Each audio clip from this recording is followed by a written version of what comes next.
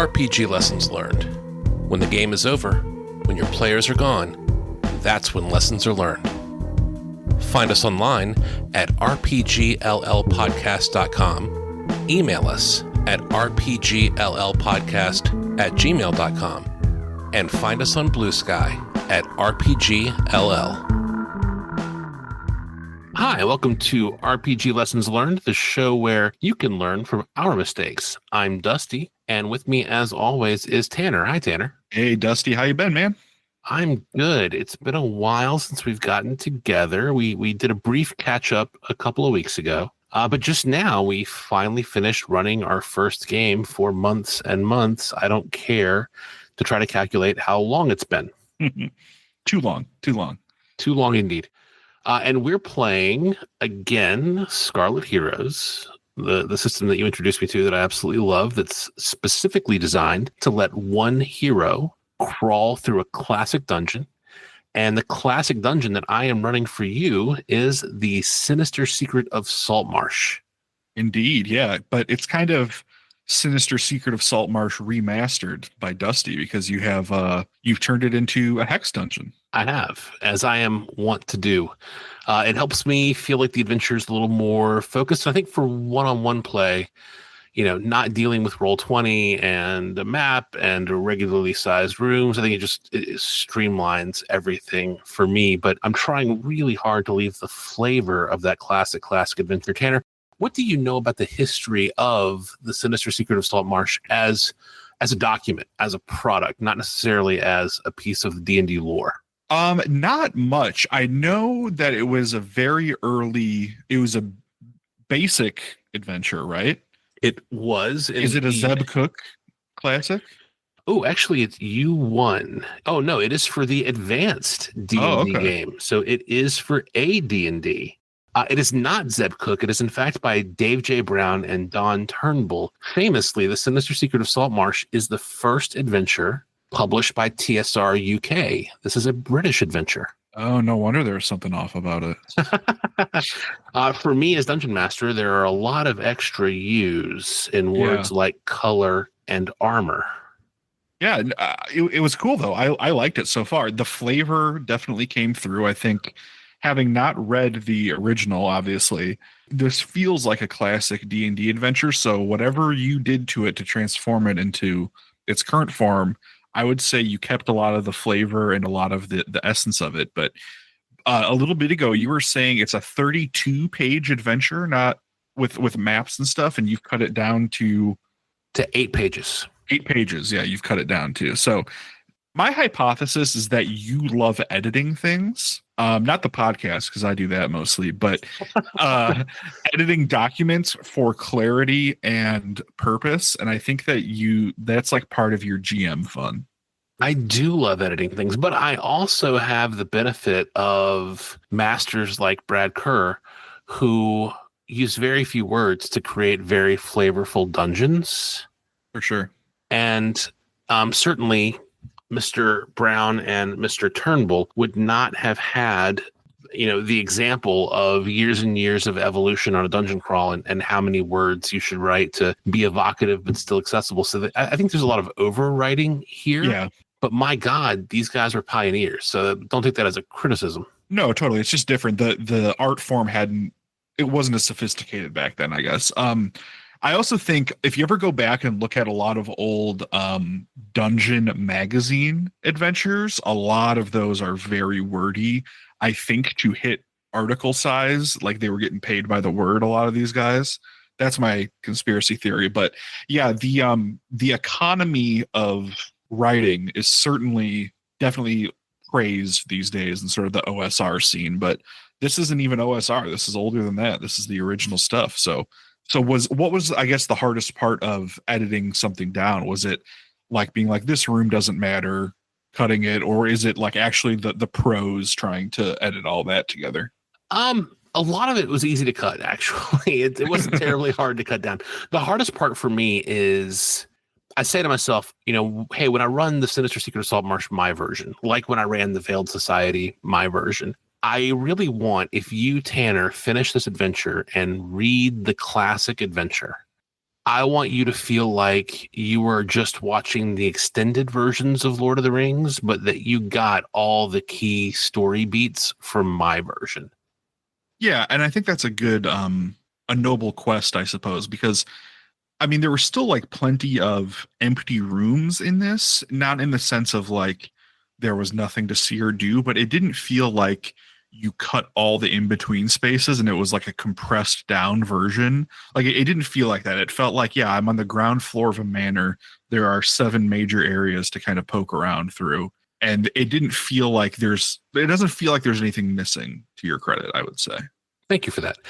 We should say we have just finished the first session, and you, Tanner, have not read The Sinister Secret of Saltmarsh. You've never played it, and you don't, in fact, know what The Sinister Secret of Saltmarsh is. No, I just went into a house that everyone says it was haunted, but there's just bugs in here so far, Dusty. Do you have spoiler warning for those at home? Although I don't want to spoil things for Tanner since we still have roughly half the adventure to go. We'll do that next session. Do you have any theories right now about what's going on, and those who are more familiar with the module can delight in your guesses?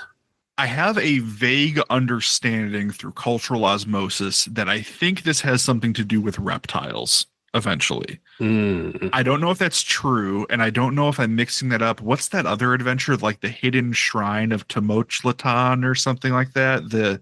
I thought it was Shokanth. Hidden Shrine of Tomoachan. Oh, my bad. I'm thinking of the Lost something of Shokanth. Yeah. I don't want to look up anything about that either because we might play it someday. I know people like Saltmarsh, and that's all I know. I told my friend that I was playing it, and she sent me a snake emoji back. So I think that may be confirming, what's going on. Not like I'm going to do anything about it, but I think it's related to reptilian hijinks. Well, let me at least set your mind at ease that nothing has been spoiled. Okay. The Sinister Secret of Saltmarsh is the first in a trilogy of adventures. I did know that. And the later adventures have to do with that. I won't say exactly what. Understood. But in this very first adventure, there is none of that. Gotcha. So then I have no idea what I'm in for. Perfect. And the key conceit of this first adventure does not carry through to the subsequent 2. That's kind of how a lot of those weren't they? That like they are in a series, but only like very loosely, which I guess is like to the credit. You can kind of just pick an adventure and run it, but there are some connections if you were the type of GM who wanted to run U1 through U3, I like it. I like that it built variety into the campaign for the GM no one had GM advice. So if you have a trilogy of adventures and one is, we'll just go ahead and say kind of a haunted house walkthrough. And the next one is, and this is not what the next one is. I'm just going to make things up so that I don't spoil things for you. Let's say the next one is, I don't know, a rousing pirate adventure with like sea chases. And then let's say the third one is like a crazy underwater city invasion, something like that. I dig the fact that gaming group would get 3 very different adventures because this first one is for sure like a haunted house type situation. Who would want to do 3 of those back to back? That's true. I mean, I guess at the same time, Ravenloft is so popular, and Ravenloft was like 5 haunted houses stuck together. So I get what you mean. I think it might just come down to, I don't know, whoever the editor at TSR was, whoever the shot caller was, of like, make this adventure, or if that was totally up to the authors. I don't really know what direction they got back in the day, but I get what you mean. I think it is a strength for it. I am curious, though, that I think it could lead to one of the 3 adventures standing out well above the others because they are so different, but we're just still focused on this first one, so that's kind of here nor there.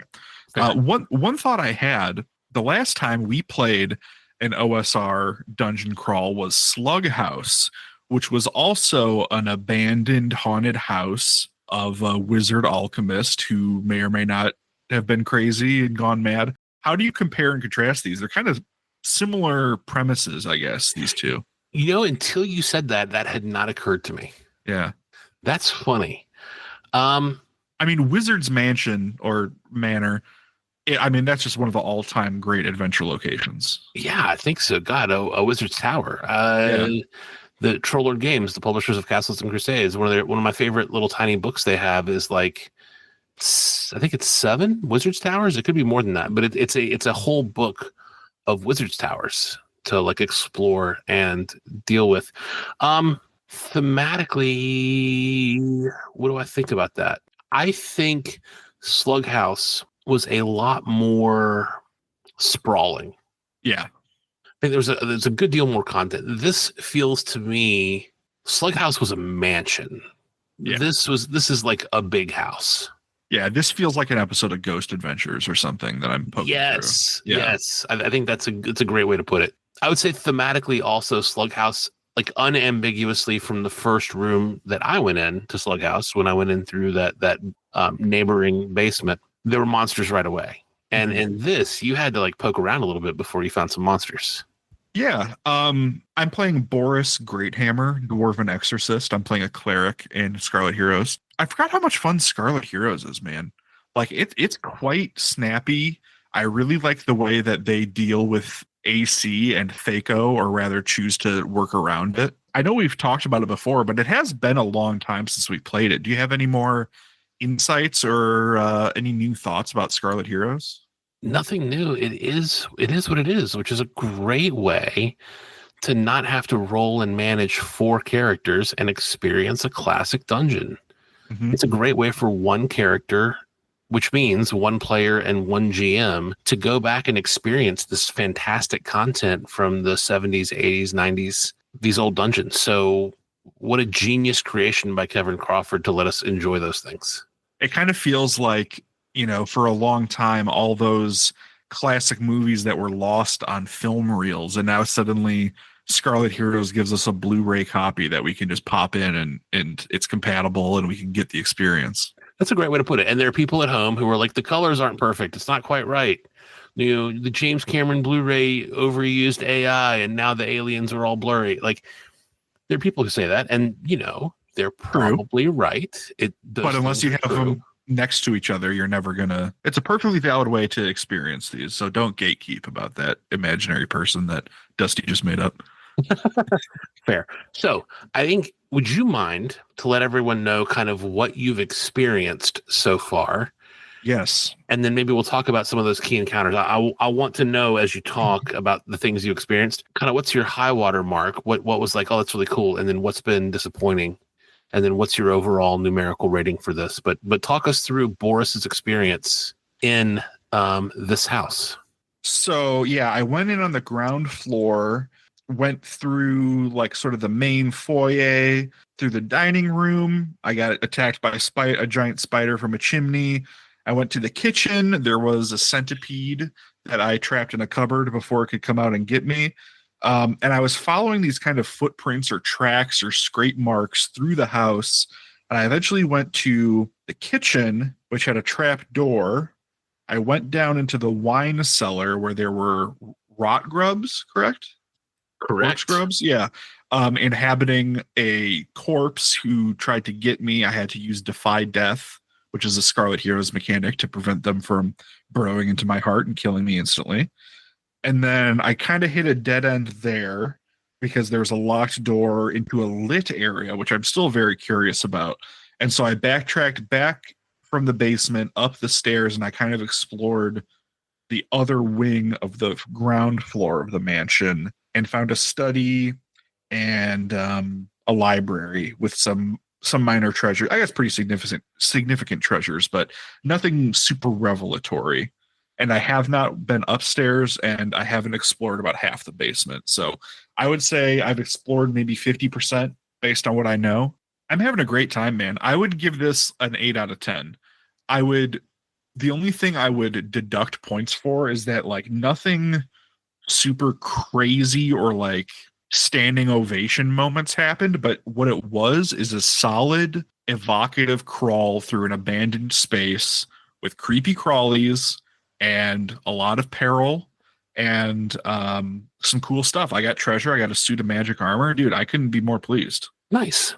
Yeah, one thing I just want to add, I can really imagine this place in my head, and I don't know whether to give credit. I'll give credit to Dusty because he's the guy here for describing these places so well. But like, as a teen, I would break into abandoned, old, dilapidated buildings and stuff, and do a little urbex and stuff. And it reminds me of like those musty, old, dusty, dilapidated places that are all over the country and all over the towns of America. Like poking through, you're probably going to see a giant, gross bug.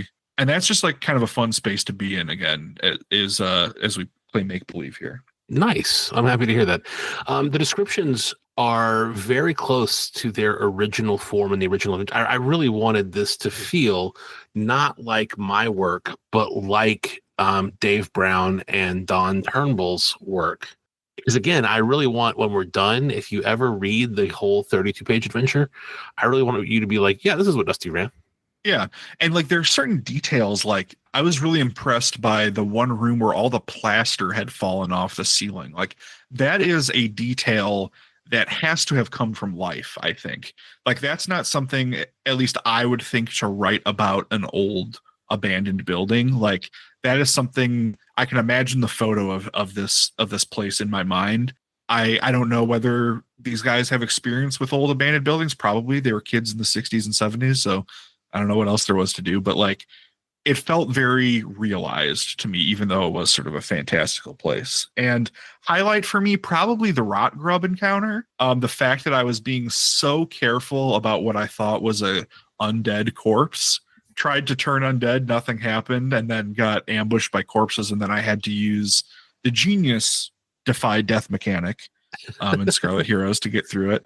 And you know what? I didn't take any HP damage, or maybe I took 1 HP damage from defy death itself. Yes, but I mean, I was close to death. I was defying death, so it's not like, even though these old adventures, HP is like a thing that sometimes matters, and sometimes stuff attacks your life points directly, and you have to come up with a way to deal with that. And if I was an OSE character, what happened would be I'd probably die of rot grubs in my heart. But in this, because it's a one-on-one game and they give you some concessions and a little bit of forgiveness, they give you the defy death mechanic to deal damage to yourself to overcome the encounter somehow, and you narrate it.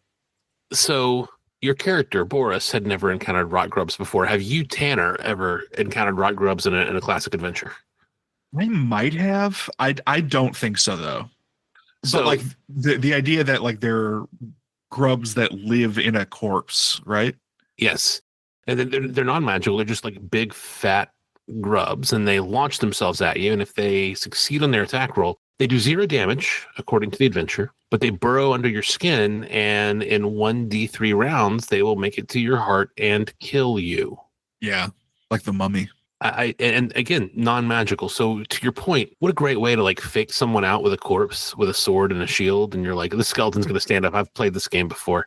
And no, it's just infested with non-magical, gross monsters that are going to jump at you and burrow into your heart and kill you. Nothing to do with turn undead. I think that was that's a classic haunted house of like, oh, like, that movie in the horror movie where like, they hear something and then a cat goes rear, and he goes, oh, it's just the cat, and then the killer comes out. Like that's what that moment is. Like I thought it was something. I said, oh, it's not an undead, and then it was something worse, right? Like that's cool. I really enjoyed the sound effects that you've kicked off, which I notice didn't make an impression on you, because I specifically noticed that you did not mention either sound effect, the screaming or the welcome to your death, fool, in your overview to our audience about what Boris experienced. Yeah, so there were a couple of illusory, for lack of a better term, things that would certainly make an amateur pedestrian think that this place is haunted. But Boris Greathammer, the expert dwarven exorcist, would notice that this isn't ghost, it's just magic. So, no, those did make an impression on me. I thought it was... The first one with the trap door got me. I mean, I thought it was like ghostly or magical, but you were like, no, you're definitely hearing this with your ears. I'm like, okay, I'm going down. I'm expecting something bad. And then there was nothing. But then by the time I got to the second door, I'm like, really, dude, come on. Like, which I think is probably the intended effect of the adventure, right? Yes, I very much believe so. Yeah. Anyway, I'm having a great time. I want to play more. I want to see what the Secret of Saltmarsh is. And yeah, is there anything that I guess what number would you give it as the person running it? It's a lot of fun to run. I've tripped over a couple things. I wish I had in the little hex map that I made myself drawn out the tracks, because I had to take a moment and do that. But other than that, I'm glad I adapted it because I think I'm running it more effectively than I would if I were, I'm sure. running the classic adventure on the classic map. Actually, there's something about like there's wonderful maps of the house online that people have redone, and beautiful color maps meant for Roll20, gorgeous. But to me, something about mapping it and giving someone pictures is so much less creepy than whatever they might be imagining. So I'm really loving how it lets us do kind of this combination of theater of the mind as far as all the descriptions, but still the Hex Dungeon thing about geographic spaces. So I would probably give this. I think this is the first time I'm going to rate it lower than you, a 7. I'm a little harsh on myself about some things that I could have handled more smoothly. That's fair. And I think running is always more stressful than playing. Yeah, we've talked about that sort of anxiety before. And as long as it's constructive and it kind of keeps you not on edge, I don't want to say, but like in the zone, like about describing stuff. And you know what? We play so infrequently that like you have to warm up with a couple of rooms of the dungeon. And I think after the first couple of rooms, it was totally fine. So I'm really glad I played with my daughter and her friends recently, like last weekend, to knock some of that road dust off before I stepped up to the big leagues and tried to run a game for Mr. Tanner. Yeah, that's right. I'm the expert judge here. But no, man, like I had a great time. It sounds like there's some stuff that you want to improve. Should we get into some lessons learned here? Yeah, lessons learned. You have to play test, and I think this, for better or for worse, is my play test. I can already tell I'm going to run this adventure a couple of times for people, like I have already done for the Veiled Society, like I did for Christmas. I like running for different groups. I can already tell I'm going to run this one, and I'm going to take lessons that I have learned from playing with you, like changing the map to like show the footprints to make it easy on myself to have you track from room to room. A few things like that, a few places where I'll change the description to remove some of the cardinal directions, like north, northwest, whatever. A few small things like that, but nothing major. Like my 7 is a really good rating. Like I'm having a great time as well. I can't wait for the next session. Yeah, me too. Lesson learned for me, I would just say, I think more and more I'm discovering this because I know I've said this before. I'm trying to think of where, but like I am most engaged in a game when I have like a very strong visual of an environment that I'm in and what I'm looking at. And it helps inform my role play too. Like I get better at describing what my character does when I'm envisioning the space better. And we've talked before that like it is kind of an advanced GM skill to know that you, Dusty, are imagining a different place than me, Tanner, is. But the descriptions, the evocative words, you're using words that are evoking memories that I have that you had no way of knowing. But because the writing is good and your editing is good, it strengthens the game because it's connecting to real things that I've seen poking around in abandoned buildings in my life. This makes it sound so much more important than it is. But like, I feel like we've talked about this before with some other adventure that like, you never know what sort of images and memories that you're going to hook on to another player with or the GM with. And sometimes that can be hazardous if it's something sensitive or triggering to that person. But for most stuff, like describe stuff with good word and it will make player happy, I would say. Yeah. Why use many word when few word do trick? Yeah, it's really funny for two podcasters to say. Two guys who love the sound of our own voice more than anything. My lesson learned, we had a great time with the Veiled Society. That was, you said at the time, the best adventure I ever ran for you. And then we're having a great time with this one. I think sometimes I want to insist on writing my own adventures.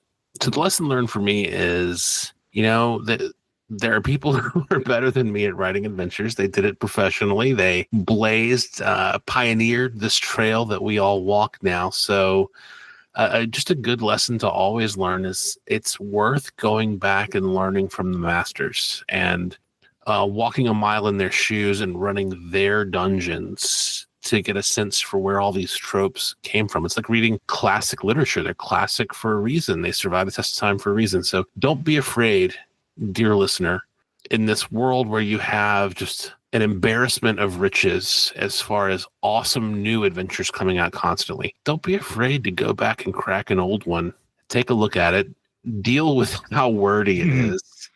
But see if there's not kind of a gem there for you to play with. We should write an adventure together. We should. I don't know how that would work, but I don't know. These two guys did it. Yeah, it's fair. It'd be fun if we wrote an adventure together and we both ran it for our own groups and compared notes. Ooh, homework. Homework, yeah. Put it on the big list of ideas. Thank you for listening. People call them reviews, postmortems, retrospectives. We call them lessons learned, and we're sharing ours with you.